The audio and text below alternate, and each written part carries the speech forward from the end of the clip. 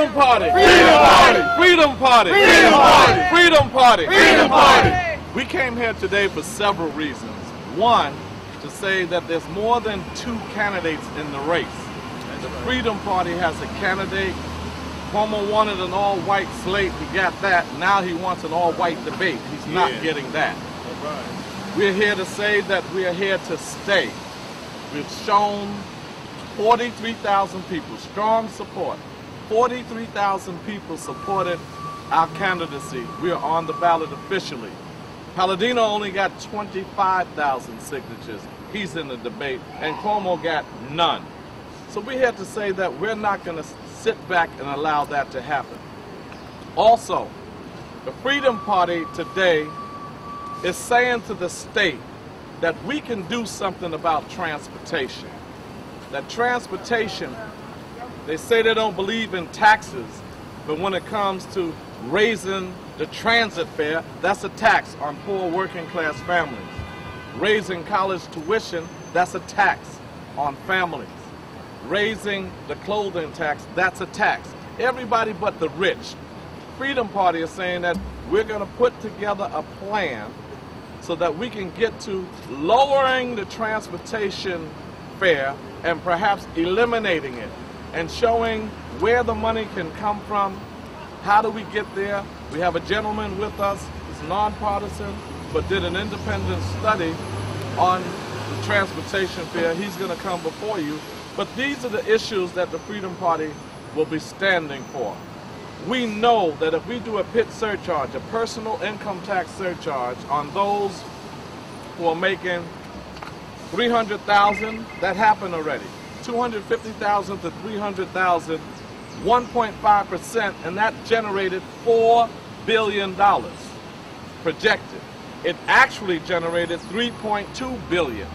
They didn't go all the way up. Had they followed the advice of some of us in the state, and when you got to 500,000, 2.5%, 1 million, 3.5%, when you get to 10 million, 5.5%, you could generate anywhere from 8 to 12 billion dollars, and then dedicate 3 billion of that to lowering the transit fare.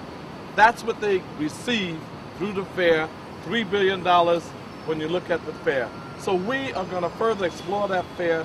We have a gentleman here who could explain more, and then we're going to discuss some of the future plans of the Freedom Party, and we're going to discuss how Cuomo and Palladino should not be options for our community. They were missing in action for us. That's right. And now we should be missing in action for them on November 2nd. Cuomo nor Palladino did anything for the black community. And what they're trying to do is make it seem like they are worlds apart.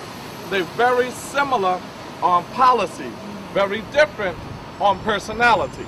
Cuomo hides away from the media. That's right. Palladino thrives in the media. Palladino is a racist, loose cannon that called the President of the United States a pimp and the First Lady a prostitute. But his racism or bigotry is quite obvious.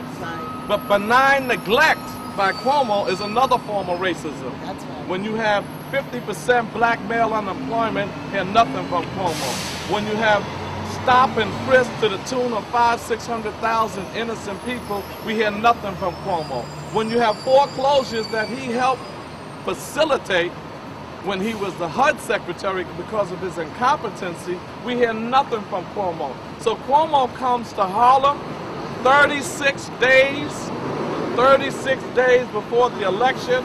Now he wants to talk to black people in Harlem 36 days before the election.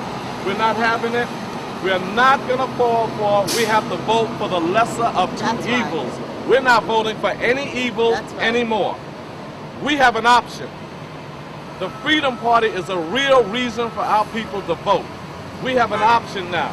We're going to say vote for Charles Barron and Eva Doyle and Ramon Jimenez. When you vote for the Freedom Party ticket, you're saying that I'm voting for taxing the rich, balance the budget off the backs of those who have it, not the have-nots. 63,000 people will be taxed, less than 1% of this state. We can balance the budget off of that, not off of closing down daycare centers, closing down senior centers, closing youth centers. We no longer can allow Palladino and Cuomo to say that they're going to cut 20% from spending. Cut it from where? We're bleeding enough. What else are you going to cut? We're cut to the bone. We're at the marrow. There's no way you can balance a $9 billion deficit by cutting alone. You have to raise revenue. Everybody knows that. Only the Freedom Party of these two major candidates will say we're going to tax those that have it. Only the Freedom Party is going to deal with the racism in this state. It permeates every institution. Look at Bloomberg's administration. The higher you go up, the wider it gets. It's like the Rocky Mountain, the snow on the top. It is racism that is causing us not to get our fair share of government. Look at the disparity in income. The Upper East Side, the median income is $72,000. The South Bronx, the median income is $19,000. Why? Why? Because the South Bronx is black and Latino, and the Upper East Side is white. Those kind of disparities, you're not going to hear it from Cuomo or Palladino. They have different personalities, but the same kind of policies, particularly fiscal policies. So the Freedom Party is not going away. We're out here to say that this is an alternative for our people. 50,000 votes, and we are a bona fide state-recognized party. 400,000 votes, and we have more votes than any third party has ever gotten. That's leverage. 1.6 million votes, and I'm the next governor of the state of New York, and that's power. That's right. Freedom Party! Freedom Party!